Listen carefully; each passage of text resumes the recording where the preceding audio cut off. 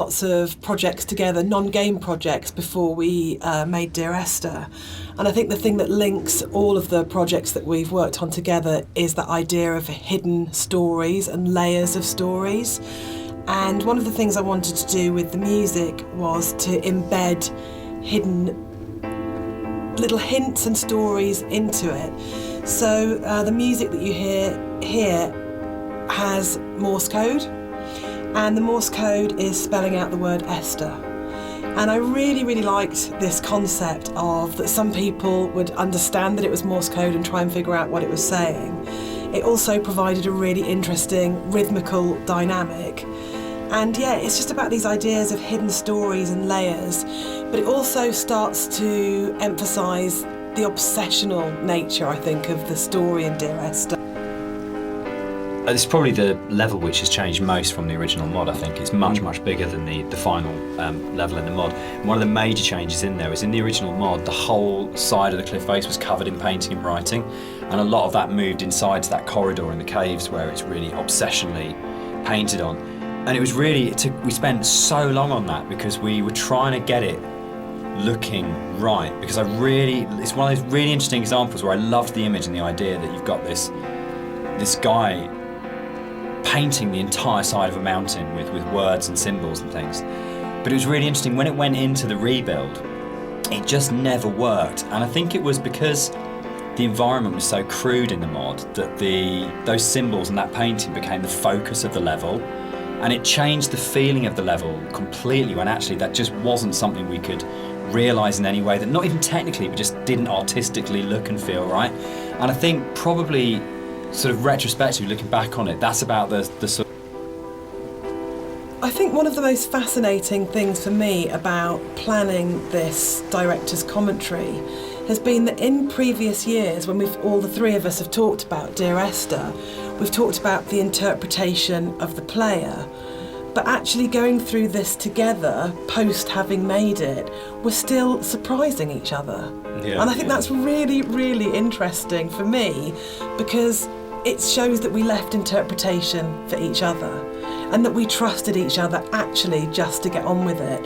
And because we each brought our own special and unique contribution to the game, we didn't have to, in a way, talk it to death or say, you have to justify every idea you have or talk it to death or explain it. That Rob's idea that the island is very tainted and corrupt, and my idea that Dan didn't know that the whole level of the caves is a birth metaphor. I think it's really amazing that we're still finding out things about the game that we didn't know. I think it was nice when I came onto it, because Dan was basically like, he gave me a bunch of materials, but he left me to my own devices for a lot of it, and we kind of like, I finished the level and Dan would play it and give me some feedback, but he was very kind of... One of the really nice things about the move from mod to the commercial version is that we had a couple of years worth of the community talking about the game before we went back into it again. And one of the things that I read on a forum was that someone had constructed this amazing version of the story where they'd decided that the narrator was Paul. And I hadn't thought of that. It was never part of the original writing. And I thought, that's so amazing that as a writer, your audience can find something in what you're doing that you hadn't thought of. So it was really important when we went back in to record the additional set of voiceovers. I thought, I absolutely want to do this. I want to take this idea that's come out of the fans and to run with this and to add an entire new sort of stream of story in there. So we added in a couple of cues within the fourth level that... I'd been on holiday to Greece lots of times, and one of the things that I always really responded to emotionally was those shrines that you see on the road, and sometimes they're dedicated to saints and sometimes they're to markate where an accident has taken place. So you'll get photos of the deceased person and flowers and candles, and it always really touched me. And so I said to Rob, I think it would be amazing to get these into the game somehow, and then Rob took that idea and ran with it, and I think they're so successful and they're so beautiful and they're really moving. And I think it's because you had this elemental scale, you have the island and it's huge and you have that scale, and all of a sudden you come around this corner and it's absolutely brought back to the human scale again and to that relationship of the individual. And I think the other thing that it does really successfully is it's a kind of magic realism, because there's no way that you could have all those amounts of candles lighting your way. Who's lit them? The island is empty. Who's put those shrines there? But I just think it's a really lovely bit of environmental storytelling, actually.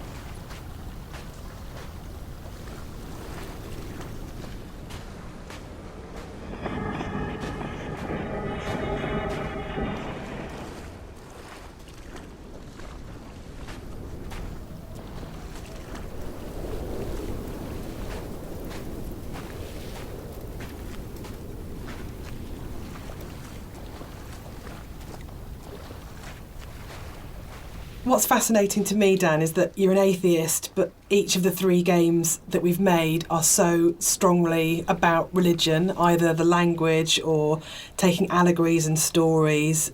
Why are you so drawn to it?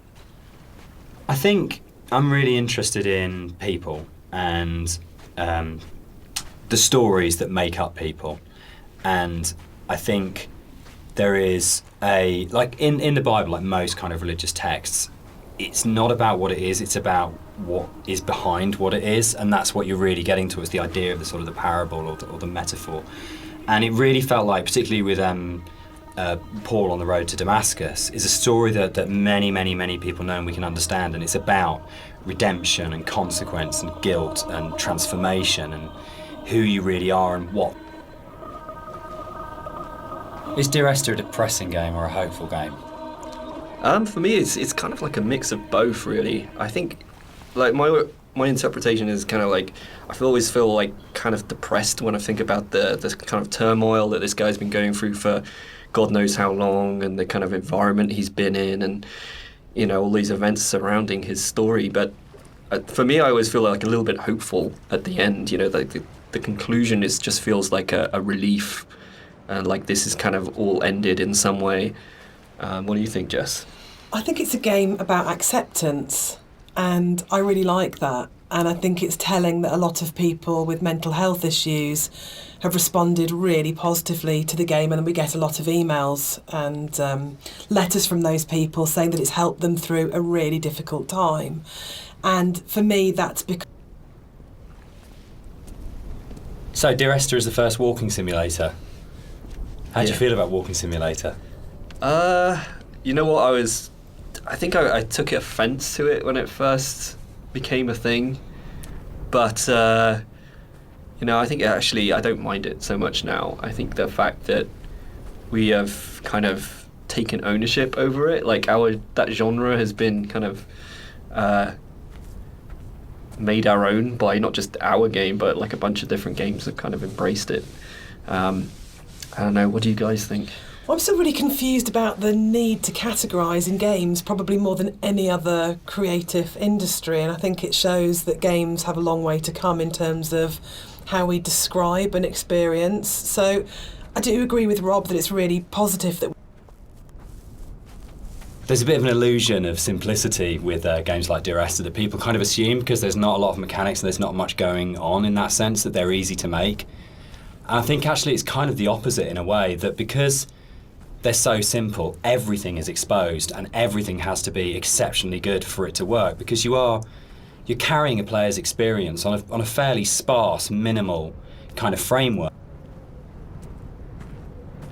One of the things that I think was added more frequently in the final version of Dear Esther was the inclusion of a number of ghosts in the game.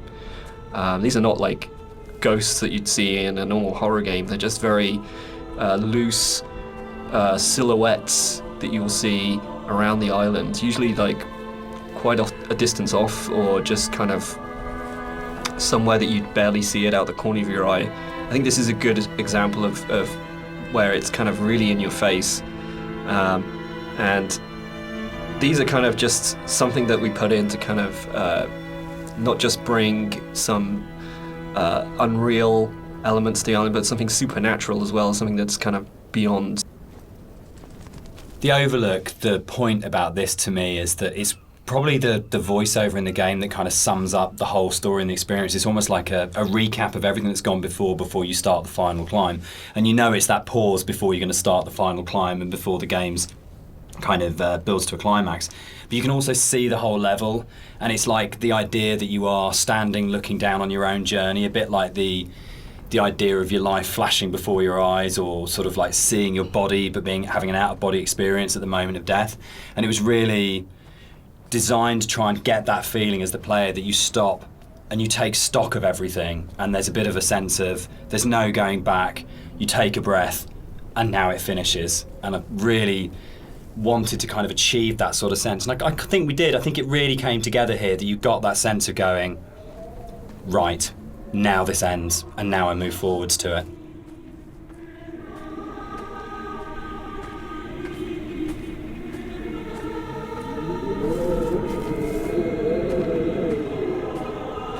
So here it kind of, the environment becomes a little bit more surreal again. We kind of play with the colors a little bit, bring up the saturation. It's kind of a little bit of a return to some of the more cave-like aesthetics in terms of colors and stuff like that. And it's kind of there to kind of signpost another significant moment in the game, or something that's leading up to the significant moment. It goes back to this kind of idea of having these emotional signposts in the visuals of the game, without it being overly obvious, and some of that. The music that's playing here is a repeat of another cue, and originally we hear it played on the piano, and the string quartet take on the piece here. And it's one of those really nice instances where we were in the studio and I had this idea of how it was going to sound, and I thought it was going to be quite full and rich and, full-bodied. And then one of the string players said to me, this is wrong actually for what we're playing. And they said, let's strip out all the vibrato, let's play it in a really Scottish, plain style. And it absolutely transformed that piece, and it's one of the really special things about being a composer, is that you get to collaborate with people who come fresh to it. So you have this preconceived idea of how it should be, and then they say, no, why don't we turn it around and think about it like this? And it absolutely fits and works for that scene, because what we're getting at this point is a sense of fragility, of an ending, and it's almost reminiscent of a funeral procession. It's slow and it's dirge-like. But yeah, it was just a lovely moment where they gave something of themselves, and that's what's amazing about working with live instrumentalists. You're never going to get that from a sample.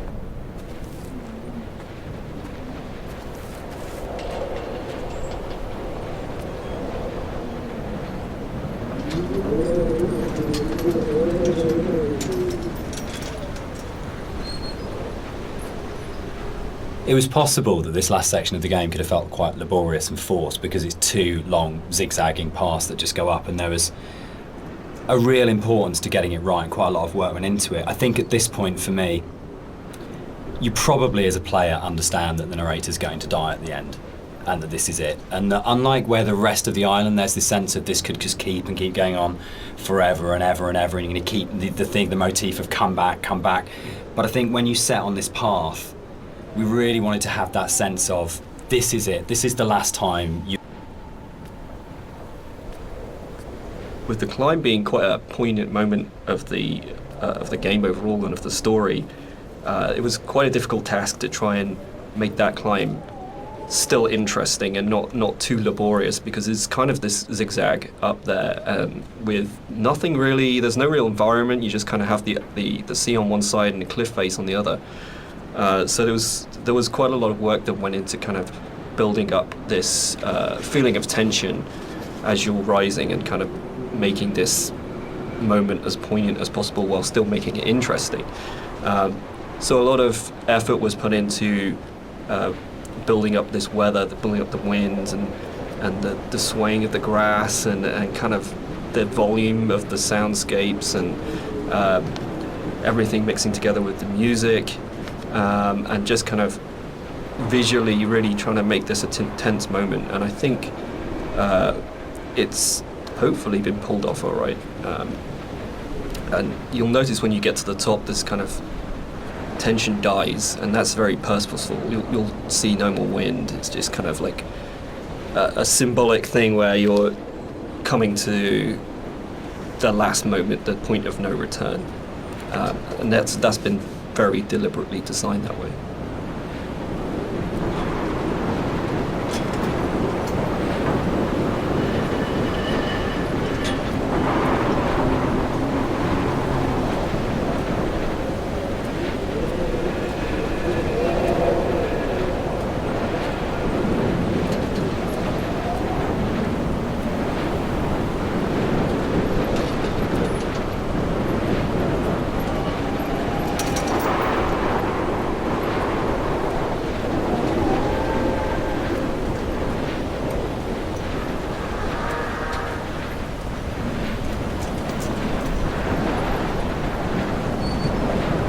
We had a lot of debates, didn't we, about the ending of the game and whether the player should retain control or whether it was okay to go to a cutscene at this point.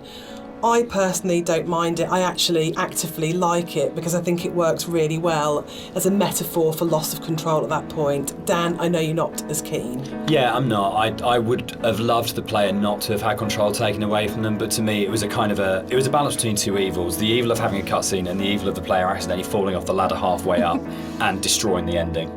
Yeah, I agree. I think we tried a few different things, and the tech at the time just wasn't, the ladder tech at the time just wasn't there. So, and the other thing for me was pacing. It was making sure all the music, the voiceovers, the timings and everything were perfect for that final jump off point. And just letting the players kind of noodle around going up a ladder for what may have been like 7 minutes, because it's a tall tower, was kind of an impossible task.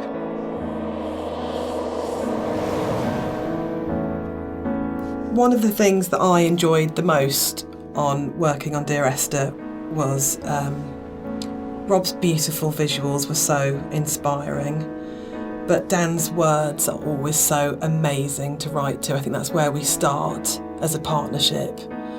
And the music at the end was so easy to write because that last voiceover is the pinnacle of the writing to me, as it should be, because it's the last VO, so you would have failed if it wasn't good, but it is just so beautiful and moving. And for me, talking about whether it's a hopeful ending, the music is really hopeful at this point, and it signifies to me transformation, freedom, escape, acceptance. Yeah, and it was just a beautiful cue to write, actually.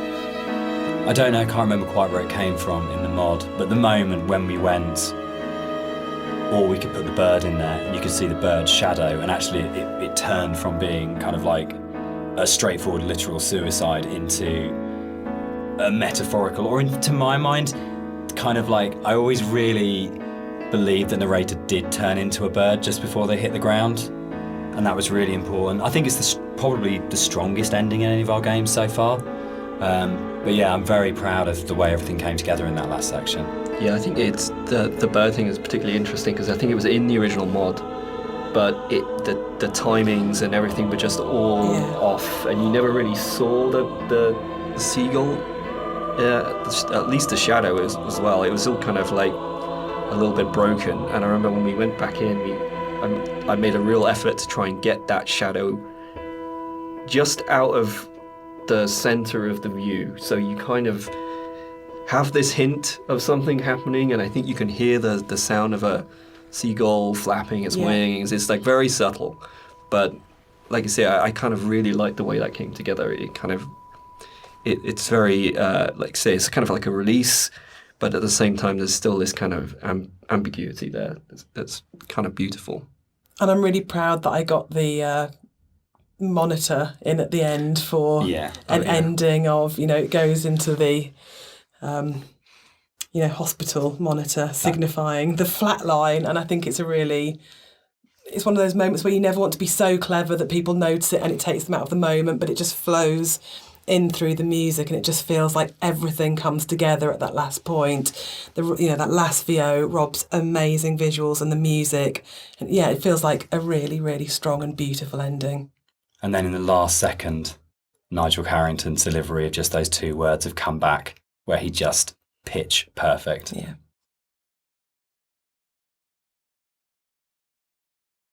So that's the end of the director's commentary. We'd just like to say a big thank you to everyone for listening. We hope you've uncovered some secrets and some facts that you didn't know about the game before.